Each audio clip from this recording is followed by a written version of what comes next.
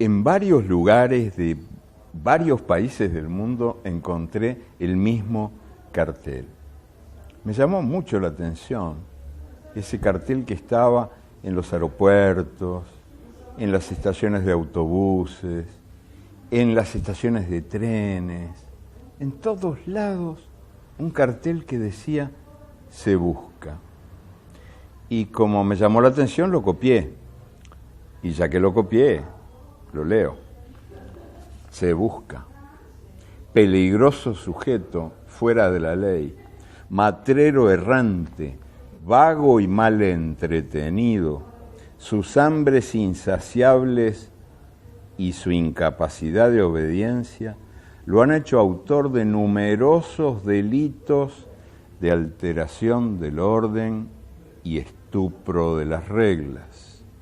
Predica las virtudes de la locura y suele despistar a sus perseguidores viajando a bordo de una oreja en la oscuridad sonora y volando en los ojos que sueñan abiertos. Se le han comprobado más de 7 vidas, 100 pies y 1000 lenguas. Responde al nombre de Fernando Birri, pero se llama también con los nombres de todo el gentío que lleva adentro. Se advierte a la población que el fugitivo está habitado por una turbulenta banda de cómicos de la legua, magos, trovadores, buscavidas y malandrines. Se gratificará a quien dé cuenta de su paradero.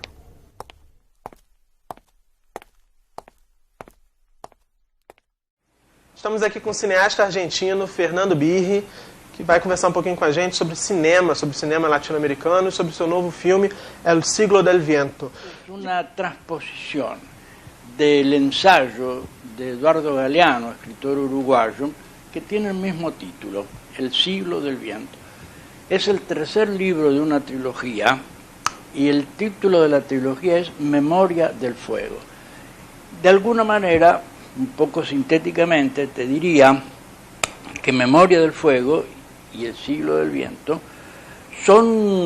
intentan la recuperación de la memoria de la historia real de América Latina, previa a la llegada de Colón y compañía y posterior. O sea, es un ciclo muy completo, son, como digo, 3 libros. El primero se llama Los Nacimientos, es la América precolombina.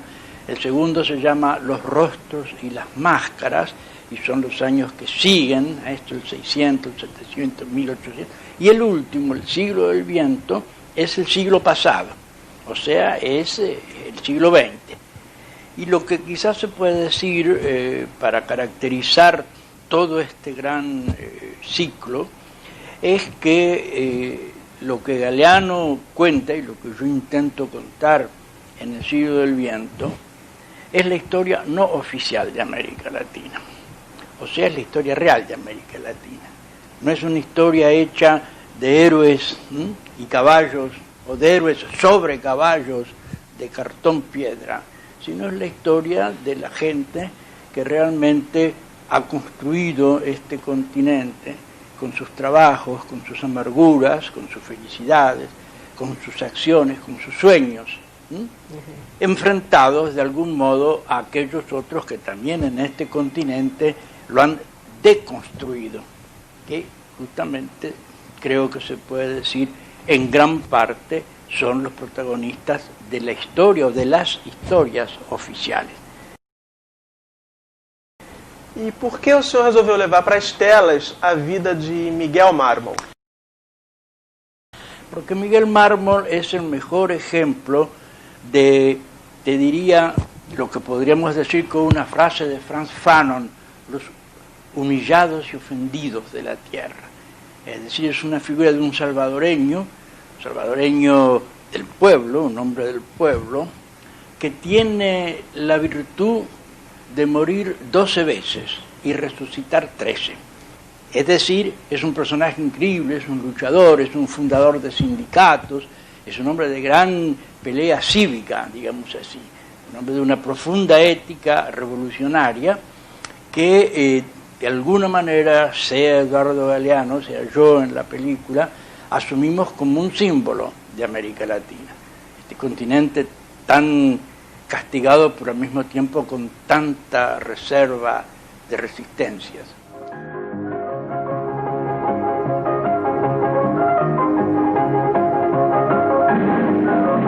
Esta invención del cine ha hecho posible el noticiero que ustedes van a ver, porque de eso se trata. Esto quiere ser, esta película, un noticiero del siglo.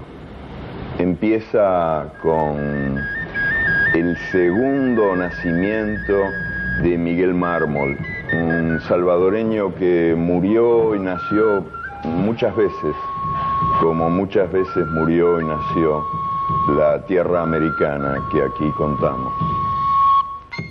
Além de dirigir o filme, o senhor também assina o roteiro. O senhor acredita que o cinema autoral ainda é viável? Efectivamente, se ha hablado mucho, sobre todo en la época en que empieza nuestro movimiento, en mitad de los años 50, principios de los años 60, del cine de autor, como un cine de oposición al cine, no industrial, porque el cine tiene una parte de industria, que eso no es negativo, pero al cine comercial, al cine venal, al cine lixo, al cine basura. Entonces, de alguna manera, este cine de autor que se contrapone, generalmente está entendido como un cine de autor individual. Yo creo en un cine de autor, en este sentido de oposición a un cine lixo, pero en un cine de autor colectivo. Es decir, todas las cosas que yo he hecho, mejor o peor que sean, son tentativos de un cine de autor colectivo. Tiré 10, que es mi primer película, una encuesta social que se filma en América Latina en los años 56, en Santa Fe, mi ciudad natal, es un film que participa de dos características. En primer lugar, es un film escuela, o sea, es un film hecho por muchachos y muchachas que no saben absolutamente nada de cine. Y en ese momento de aprendizaje, digamos así, la segunda característica del film, hacer un film escuela, es la de ser un film colectivo. Es un film que está hecho colectivamente por este grupo, como te dije, de 120 estudiantes que de alguna manera hacen su primer aprendizaje de cine haciendo cine. Aqui no Brasil nós temos leis federais de incentivo ao cinema e à cultura em geral, que financiam os filmes nacionais. Como é que é o processo de captação de recursos para o cinema na Argentina? Como tú dices, eso nace también en esos momentos en que nace la nueva ola del cine argentino, que es un movimiento que más o menos equivale al cinema novo brasilero, y que luchamos por ciertos principios que son más o menos comunes en el plano ideológico, político, casi diría también, ¿por qué no?, filosófico, por una identidad. En el plano económico, por lo que nosotros llamamos una recuperación de las pantallas para las cinematografías nacionales. O mejor, inclusive, ya en términos más, si tú quieres, más concretos, más pragmáticos, una cuota de pantalla para el cine nacional. Y esa cuota de pantalla es la que determina un introito, una cierta cantidad, una proporción, digamos así, de la taquilla, del ticket, del billete, que va a alimentar los fondos como para poder seguir produciendo otras películas. Explicado esto, no puedo tampoco quedarme callado diciéndote que una de nuestras grandes luchas es, y pienso que seguirá siendo, el que estas leyes se cumplan. Porque en general, por lo menos en Argentina, el cumplimiento de esta lei não está assegurado, não está garantizado. Certo.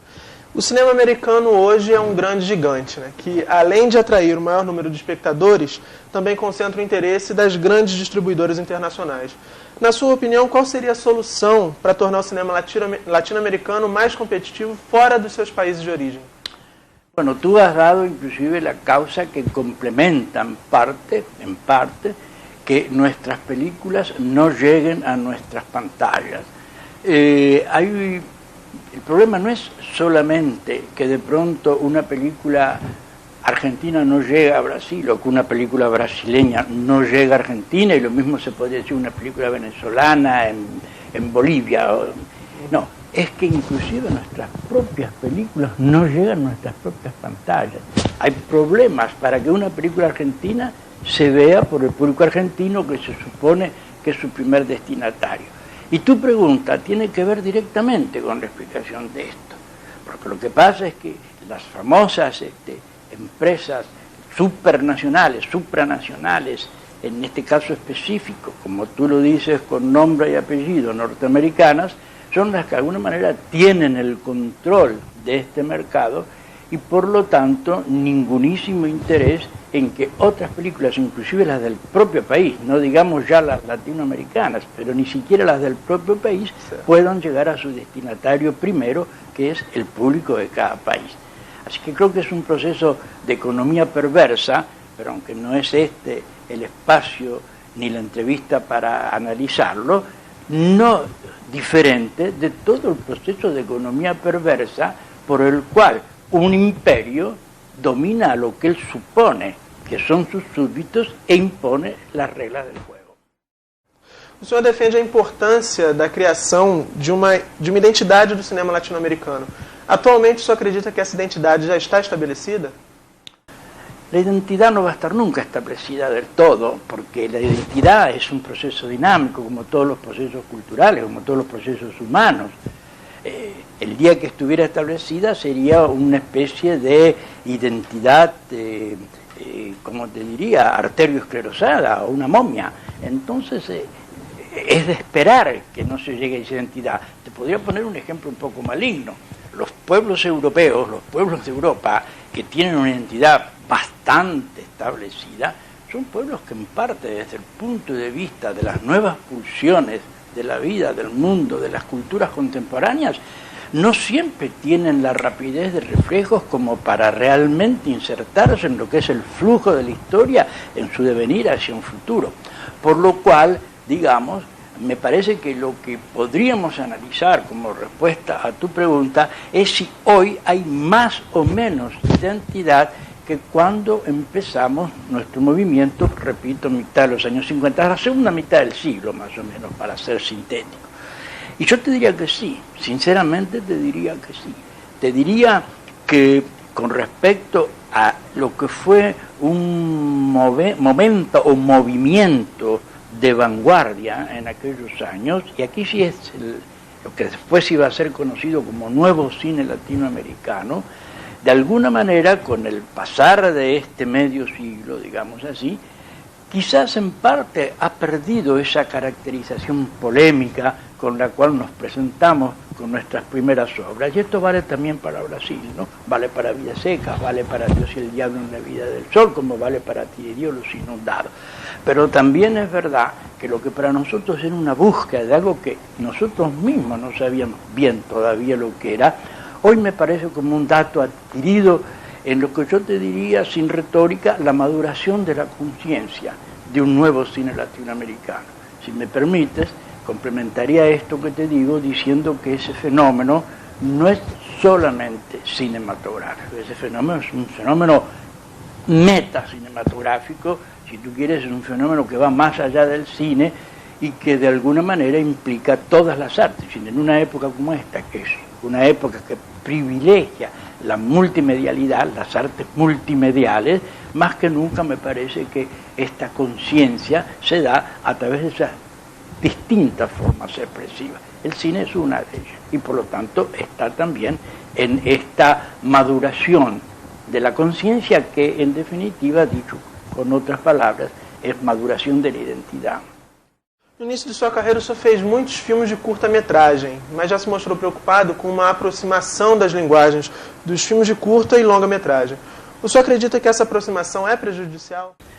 Creo que el pensar que el cortometraje sea prejudicial, sea negativo con respecto al otro, es quizás un equívoco que se daba en parte cuando empezamos a hacer nuestro trabajo, porque de alguna forma se hacía el cortometraje porque no se podía hacer el largometraje. El cortometraje era como un expediente, un pasaporte, para poder hacer después el largometraje. Con los años creo que los cineastas latinoamericanos hemos entendido que el cortometraje es una forma de expresión que no es solamente una premisa para el largometraje, es una forma como expresión válida en sí mismo. Te pongo un ejemplo, el cuento con respecto a la novela.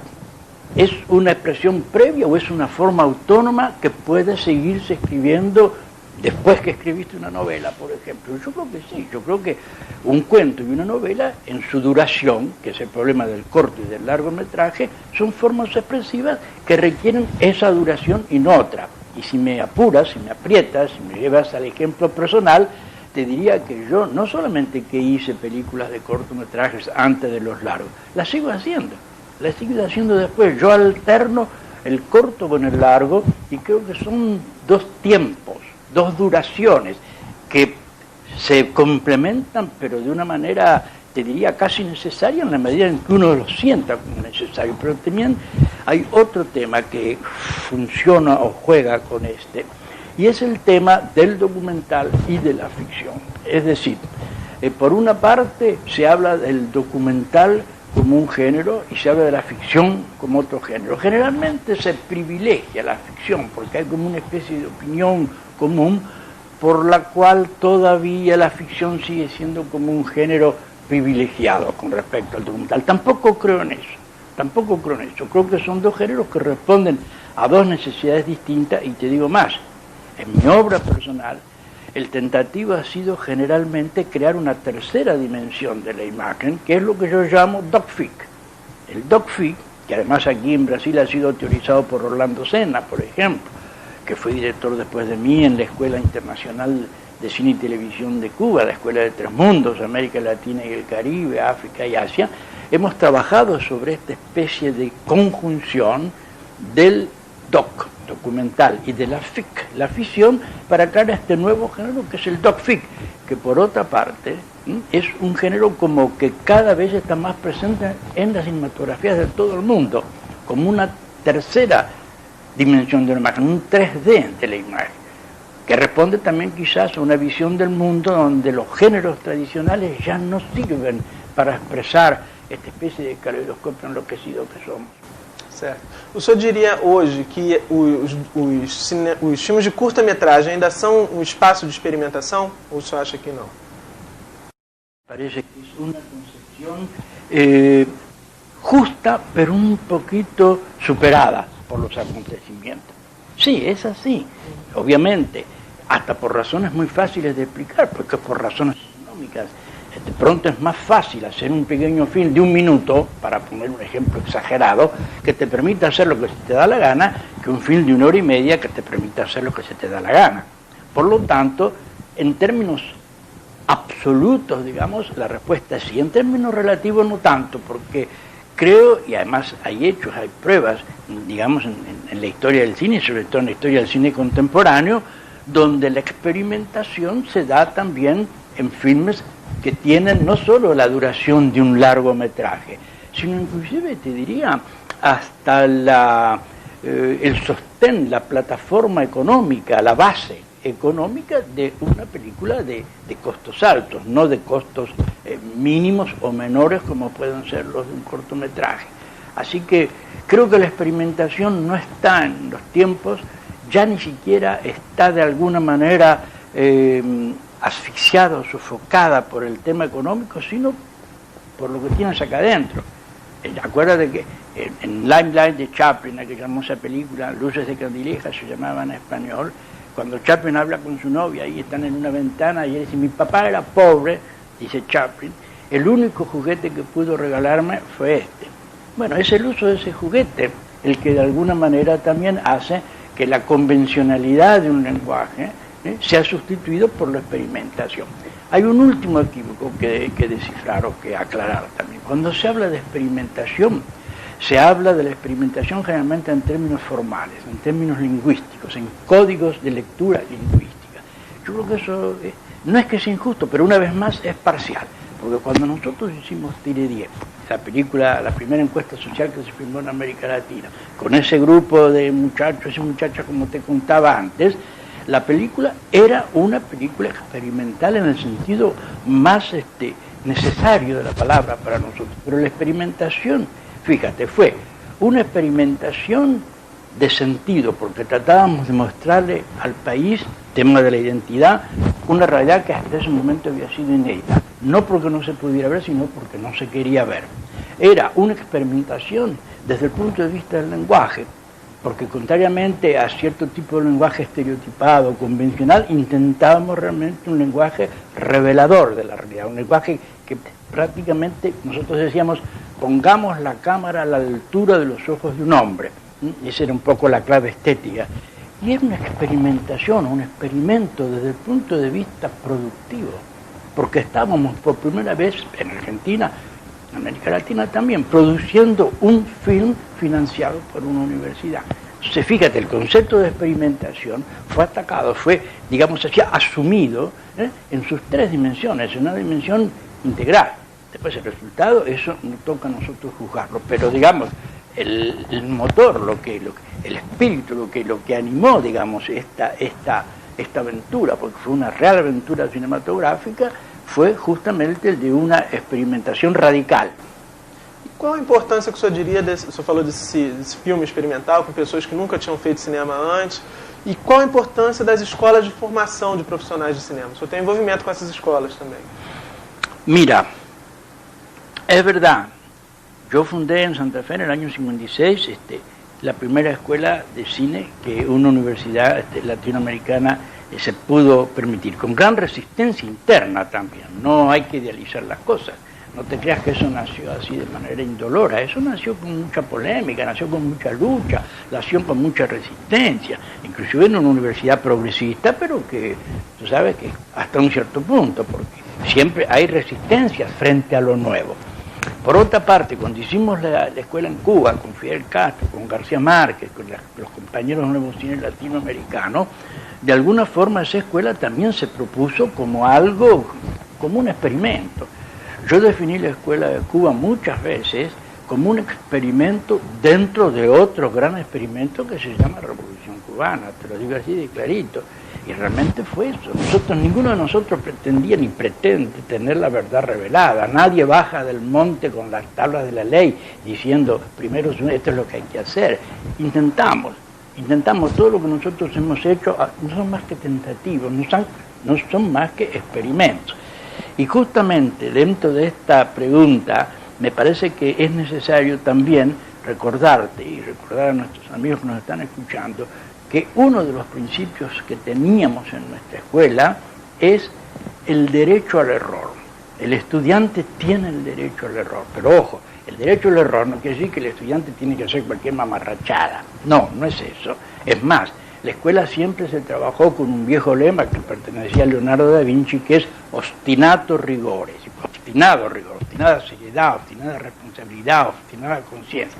El derecho al error quiere decir que en un estudiante, si no encuentra en una escuela la posibilidad de experimentar que tú solicitabas antes, o sea, dicho en otras palabras, el derecho a no inhibirse por temor al error, ¿dónde tú crees que lo puede encontrar? En el mundo capitalista del cine, que no le va a perdonar ese error, en el ex mundo socialista, que por razones no económicas, sino ideológicas, dogmáticas, tampoco le va a permitir ese error. El único espacio donde realmente un cineasta, para centrarnos en nuestro tema, puede tener ese derecho es o en la experimentación privada, pero entonces tiene que poder financiarlo, o sea que de alguna manera ya está también como coartado, o en una escuela que funcione de acuerdo con esta libertad.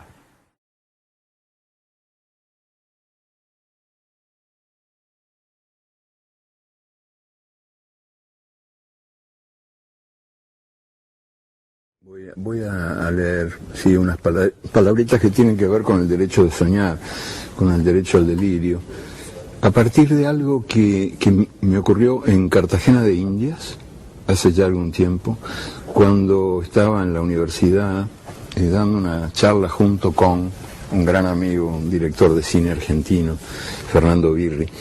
Y entonces los muchachos, los estudiantes, hacían preguntas, a veces a mí, a veces a él, y le tocó a él la más difícil de todas.